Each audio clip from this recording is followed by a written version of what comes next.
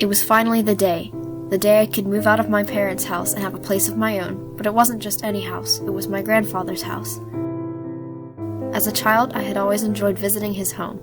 It was a medium-sized house, 1 floor, 3 bedrooms, a kitchen, dining room, and a decent-sized living room, and a huge basement filled with all sorts of rooms that could be used. My grandfather had passed away, which to the family was rather strange. He was pretty healthy for his age, and seeing him just keel over like that raised some questions, but I didn't dwell on the thought for very long. I was far too excited that I was the one who was getting his house free of charge or rent. My girlfriend Abigail had never been inside the house before, so I was thrilled to show her and tell her all the stories of my childhood exploring at that house. I was hoping to find a room to store my music equipment in, where I could write my songs and practice, and I knew with the size of the basement I was bound to find some room I could use. We pulled into the driveway as my dad stood by the door. He had agreed to help with carrying some things in so that I could start unpacking quicker, since it looked like it was ready to rain. I stepped out and stretched since it was a bit of a drive for Mom and Dad's to hear. I looked across the street out to the field where the old county hospital used to be. Now it was just an abandoned building covered in moss and vegetation. I grabbed a box from the back of the Jeep. I didn't have much to bring since most of the furniture left behind by Grandpa stayed in the house. Only things really packed were our clothes, dishes, and tableware, and my music equipment.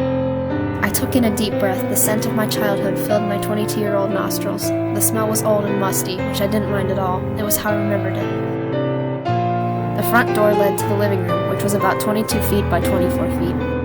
The couch was wrapped in plastic as usual to keep it clean and fresh, and Grandpa's chair sat still, sitting across from the TV where he would usually watch the news or TV shows from when he was young. I would sit listening to his old stories about the wars and troubles of his youth. I walked into the small dining room where the round table sat and placed a box on top. I ran my fingers across the table as my fingers wiped away a trail of dust. After about 3 trips, we finished unloading and my dad headed off home. Abigail and I spent the night unpacking and walking around the house as she indulged in my tales of exploration and adventures around Grandpa's house. I finally decided to explore the basement to see what rooms I could use. The basement looked more like a cellar with its concrete floors and exposed wood frame walls with clumps of house isolation sticking out. I always thought it was strange that the basement was larger than the house itself. I opened a few doors, most rooms filled to the brim with knickknacks and useless junk that Grandpa collected over the years. Another room was my grandfather's workshop, where he would sit for hours carving army men, farmers, cats, and dogs out of small logs of wood. The room was covered in dust, where his carving table still sat, surrounded by all of the wood carvings he had done. I decided to leave this room, because since this was such a fond memory of him, and I didn't want to taint it by putting something out of place. I came to the final door, which sat facing down the short basement hallway. It was a white door with its paint peeled mostly off. A heavy padlock kept the door from opening at all. I knew I could have just kicked the door open, but then I would have to pay money to have the door fixed anyways. I honestly didn't recall this door being here as a child, and I had explored the entire house, but this door didn't seem familiar. My curiosity was piqued at the thought of a room I hadn't explored, and I felt that kid in me take hold. I ran upstairs to find Abigail, who owned a lockpick set. I never questioned why she had it, honestly. I thought it was kind of cool that she knew how to use them, and now was more a better time than any. We both walked down to the door where Abigail worked her magic. In a few moments I heard the metal clank of the padlock hitting the concrete floor as the door slowly swung open. I flipped on the light and stepped into the small room. It was about 12 feet by 12 feet with concrete walls and concrete floors, very different from the walls outside the room. A lone office desk that looked quite old sat against one of the walls. Despite the concrete structure, the room gave no echo. It was dead silent. Not even the hum from the bulb that hung from the ceiling could be heard. I instantly felt overjoyed, as I had finally found a room to place my equipment, and to my delight it even had a couple of plug outlets where I could plug in my amps. Afterwards, Abigail made us dinner. Her cooking was one of the many things that made me fall in love with her. She could cook up some of the most delicious delicacies you would have ever tasted. A little after eating and helping her with washing dishes, I decided to go and set up my new music room. It took a couple trips up and down the stairs, but I finally got everything into the room. I decided to move the desk to make a little more room. The desk was a lot heavier than it looked as I dragged and pushed its wood and metal frame across the floor, rumbling as it brushed the concrete floor. The sound was loud, but it didn't echo. I know this because Abigail didn't shout to ask what was going on, which she did often anytime she heard a loud sound. I finally got it pushed over into the left corner of the room, and I huffed as I let go, my hands covered in dust. I brushed my hands clean of the dust as I turned to find a strange frame, which almost looked as if there used to be a small door against the wall, only it had no entrance. The inside seemed to have been sealed by more concrete. I snapped a picture and sent it to my dad. In a matter of minutes, he texted me back. I believe that used to be the old fallout shelter back when the house was first built. It used to go deep into the ground, but your grandfather had it filled due to an infestation, the text read. I shrugged and went back upstairs. The clock chimed 10 o'clock, and Abigail and I decided to call it a night. The next day at work, I couldn't stop thinking about getting home and practicing. The room, though strange, was perfect, and if I had gotten a mic, I could even start doing recordings. 6 o'clock finally came, and I quickly scrambled out to get home. When I arrived home, I found Abigail lying on the couch, complaining of a bad headache. I gave her some medicine from the cabinet and started cooking dinner. Compared to Abigail's, my cooking was horrible. I made some spaghetti, since it's really the only thing I know how to cook well. We ate talking about this and that, and after Abigail went back to the couch to rest. I raced downstairs full of excitement. I quickly opened the door and closed it behind me. I looked at the small alarm clock, which read 6:45. I placed the bottle of medicine on the old desk, plugged in my guitar, and turned on my amp. Strumming my guitar, I got lost in the music I was playing. I wasn't sure how many hours had passed, but when I snapped out of my daze, I heard the most peculiar sound. It was a faint noise that sounded like chanting, strange groans and cries that would start in a low key and rise to a higher key, then repeat. It was a haunting sound that sent chills crawling up my spine. I quickly got up, pacing the room, trying to pinpoint the location the sound was coming from. I checked my alarm clock, since it had a habit of turning on the radio station due to the button being loose, but the alarm clock had died and shut off. That's when it began to grow louder and louder, the moans becoming more and more aggressive, almost as if they were in great pain. I covered my ears as the sound seemed to bounce off the walls, floor, and ceiling, the sound echoing in my head. It became so overbearing that my eardrums couldn't take it, and I dropped to my knees. I scrambled for the door and swung it open, but as soon as I stepped outside the room, everything went silent. The only thing that could be heard was the soft rumble of the furnace and the hum of the lights that hung above the ceiling. I turned back to the room, confused as to what just happened. I suddenly felt something drip from my lip as I wiped my nose. I shivered at the red liquid that covered my fingers. I flipped off the lights and headed back upstairs, wiping the blood from my face. I had found Abigail fast asleep on the couch, so I grabbed a blanket and covered her as I peered up at the clock, which read midnight. I was a little shocked at how long I had been downstairs, but I stretched and yawned and made my way to bed.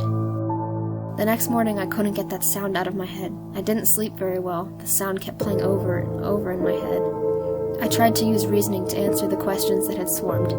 The only logical answer I could come up with was that it was late, and I normally don't stay up past 11, so I was tired and hearing things. I had told Abigail about the strange noise last night. She told me that she hadn't heard anything upstairs. I believed her, since she didn't hear me moving the old desk the other day. Abigail gave me a worried look, saying that maybe it was a good idea if we got a priest to bless the house. Abigail was always very religious. She had grown up in an Irish Catholic church. I chuckled at the idea because it seemed a little extreme. I myself was never really religious or even superstitious, and the thought of having a priest bless our house over a sound I wasn't even sure that I heard made me giggle. Later that day, Dad had given me a call. He wanted to check up on me and Abigail, wondering how we liked the house.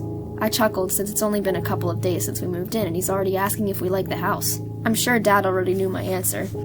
We talked for a little, and I finally asked if he knew anything about the strange noises at the house. There was a silent pause before I heard a sigh on the other end of the line.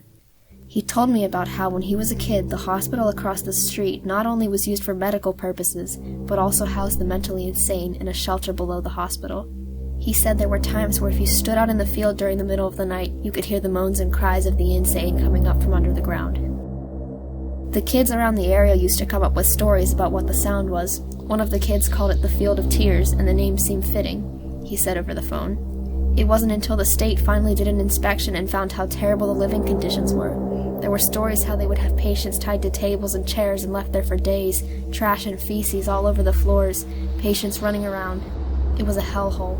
He paused to catch his breath. Even made television. Seemed they had a special room where they kept the dead bodies of patients who either died of suicide, hunger from not wanting to eat, or from being killed by other patients. So the state shut him down. That place has been empty for the past 50 years. His story chilled me to the bone. Never would have thought that this little street had such a dark background. We said our goodbyes and we hung up. All that night, I couldn't get my mind off the story my dad had told me. Was it really true, or was it just a tall tale my dad had come up with to give me a spook? He had a habit of doing that throughout my childhood. Once he made me believe my grandpa wasn't really there and that I was seeing a ghost, then pretended to act like he couldn't see my grandfather until Grandpa whacked him over the head with his wooden cane. It was the middle of the night when Abigail awoke me, complaining that her headache was back. I went to the kitchen to grab the medicine when I realized I had left it in the music room. I sighed as I made my way down the basement stairs and towards the room. I walked through the door that was already open from last night, switched on the light, and found the bottle of pills sitting on the dusty table. I yawned and looked at the alarm clock, which read 11:59. As soon as it switched to 12, it shut off as if the battery had just died, even though I plugged it in this time. I walked over and unplugged it and plugged it back in, but it made no difference. I sighed as a sound caught my ear. The sounds of painful moans and cries filled the room once again, growing louder and louder and louder. I dropped to my knees as I struggled to get up, my body feeling like it weighed a ton. I crawled my way to the door as I slammed it shut, huffing and puffing as my sweat-covered forehead dripped down the side of my face. I finally managed to get to my feet as I make my way back to our bedroom. I quickly run to my phone and dial 911 when I find Abigail sitting in a daze, vomit in her lap and blood dripping from her nose. I stayed at the hospital with Abigail that night. The doctors told me she had a bad seizure due to a very high-frequency sound that caused some disruption in the brain. They told me she could be stuck in a coma for a while. The next morning, I decided to go home and see if I could sell any of my grandfather's things to help pay for the medical bill. I grabbed some of the old jewelry I found among the junk in smaller rooms and closets of the basement. I entered Grandpa's workshop next as I walked around, reminiscing in the past as I picked up the different carvings. I was too lost in thought to remember that I didn't want to move them. I glanced at the floor when I found a small box sitting under the carving table. I set the wood figure down and pulled the box out, grabbing the stool. I find the box is filled with old pictures from when the house was first built to pictures of the hospital. I continue to sort through when I come across a large brown envelope. I flipped open the top and pulled out what looked like two blueprints, one of the house and one of the hospital. As I looked them over, I noticed a strange tunnel on each schematic that would go off the side of the page. I was horrified when I linked the pages together and the two tunnels connected. I had discovered the fallout shelter my dad told me about was actually a secret tunnel that led between the house and the hospital. My heart began to beat faster as I slowly looked out to the hallway at the white door that sat shut at the end. I ran upstairs and gave the closest Catholic church a call. Father Benjamin picked up the phone and I explained the situation about the noise. He tells me not to enter that room under any circumstances and that he would be over as soon as he can. A couple hours later, I hear a car pull into the driveway, and I go to greet an elderly man, maybe in his early to mid-70s, carrying a large briefcase. I guide him to the basement and point at the door at the end of the hallway. I slowly open the door, shaking like a leaf, and flip on the light switch. Several of my music stands had been knocked over, and my guitar broke into pieces. I groaned to myself, since that guitar belonged to my dad, and it hurt seeing it shattered like that. Father Benjamin sits his briefcase on the stool near one of the music stands. He flicks the locks and opens it, first grabbing a cloth scarf, which he mumbles a couple of words to himself before planting a kiss on it and placing it around his shoulders and neck. He then grabs a Bible, mumbling a bit more as he kisses the book and places it on the table. Just a few seconds later, we hear a plop and turn to find the Bible laying on the floor. Father Benjamin squints at the Bible on the floor as he picks it up, glaring at the old office desk. He places the Bible back onto the desk as he grabs a small glass bottle of a clear liquid and glances back at the desk. The Bible had vanished without a trace, only a rectangle marking made in the dust of where it once lay. Father Benjamin looked around, confused, when suddenly the Bible drops from the ceiling onto the desk, sending a cloud of dust to where it lands. I can feel myself grow cold as I stare at the Bible, trying to figure out how it had gotten on the ceiling without either of us noticing. Father Benjamin stepped up to the desk and began to chant a biblical incantation as he opened the bottle and began splashing the clear liquid. The table begins to steam as if the water was boiling hot. For a moment nothing happens, until suddenly the lights begin to flicker viciously as the painful cries and groans chant loudly, wailing in my ears as I drop to the floor. Father Benjamin stands firm, splashing more and more liquid on the table, commanding for whatever was there to leave. After one final splash, it goes silent, and the flickering lights come to a halt. Drops of blood splash onto the concrete floor as they drip from my nose. Father Benjamin, breathing heavily, tells me that we must burn the desk immediately to stop any further activity. I quickly call up my dad, who was still at the hospital, keeping an eye on Abigail. I told him we needed his truck right away.